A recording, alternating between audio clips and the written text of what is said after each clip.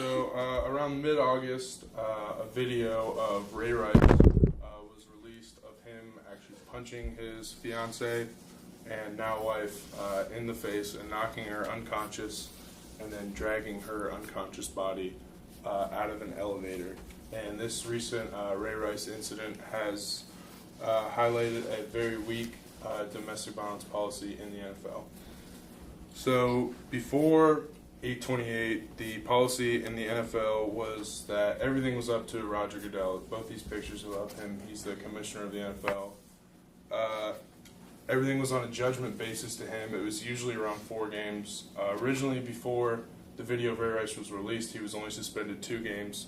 But after it was released, they changed the policy to now the first offense is a 6 games with no pay, and the second offense is a lifetime ban. I say it like this because after 1 year, you can petition for a reinstatement, and many people involved in the NFL and ESPN say that after a year that the reinstatement won't go through. There are a few clear causes in the NFL that lead players to commit domestic violence.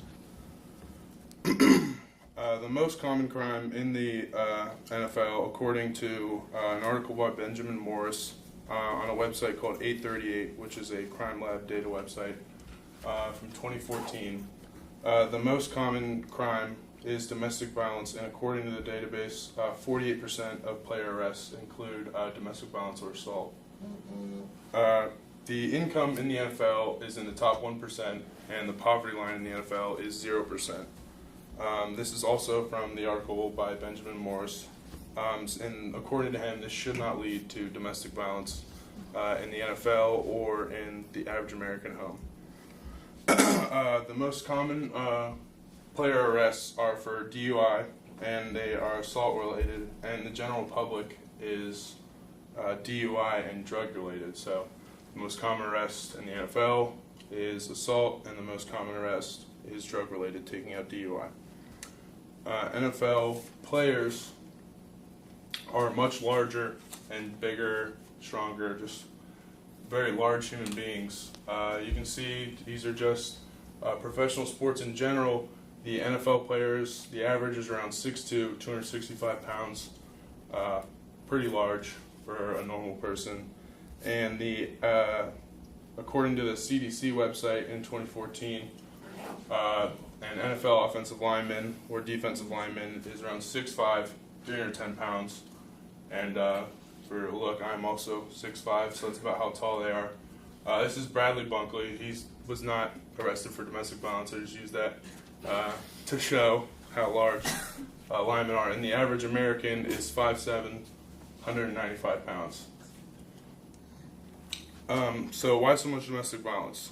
Quentin Walcott is the co-executive director of Connect, which is a domestic violence prevention group in New York, says in a USA Today article in 2014 by Eric Brady, quote, "They look at power and control in relationships, attitudes towards women and girls, and masculinity. How men are socialized can lead to this idea that we are superior, we being NFL players, are superior and more valuable than women, looking at women as property or objects. When men see women as less than human, it becomes easy to become abusive towards them. NFL players can easily develop bad personalities, and this new domestic policy does nothing to prevent this." The new policy should definitely involve a immediate lifetime ban to enforce a zero tolerance policy. The 6-game suspension doesn't really do anything to change the previous policy. It just kind of looks like it does. Some people say that the policy is enough, but especially with the Ray Rice incident, he was released by the Ravens before the NFL had even issued a suspension to him. So it shows that the teams actually care more about domestic violence than the owners of the teams do. The NFL needs to send a message and to show that domestic violence is not allowed. And this could be done through player education, especially because of what Quentin Walcott says. It's very obvious that NFL players have a personality to become more abusive towards women, and through player education, they can learn that it's not okay to become abusive to women, and a zero tolerance policy enforces this even more, because if it happens once, they're out of the NFL forever and lose their job.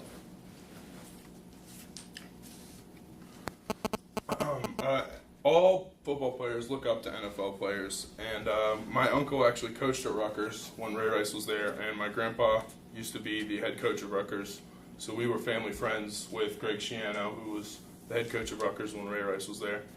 And I personally looked up to Ray Rice as an athlete and as an NFL player, and I was just kind of devastated by this happening, just pretty much have lost all faith in the NFL until something changes. The new policy does not do nearly enough. A zero tolerance policy will stop this from happening, and every team has someone who's been arrested for domestic violence on it. A new policy with player education and zero tolerance will prevent domestic violence from continuing to be such a rampant thing in the NFL. And I'd like to end, even though we're not really supposed to have words on the slides. This is from an article called "The NFL Doesn't Care About You Ladies" by Jane Costin in 2014. And this article went viral after the Ray Rice video came out. And it says, "Hello girls, are you a fan of an NFL franchise? Would you like to attend a special training camp just for you? Sure. If you are the wife or mother of an NFL player, would you like a special website full of generic career advice and articles about the ladies of the gridiron? Fantastic. Would you like to wear a special lady version of your favorite NFL team's jersey, complete with a commercial that I think is supposed to be inspiring? Of course you do. But if your NFL running back husband drags your unconscious body out of an elevator after punching you, after you attend a press conference at which you apologize for getting punched, will the NFL finally take a stand on domestic violence and punish your husband more harshly than if he had tested positive for a performance-enhancing substance? Of course not."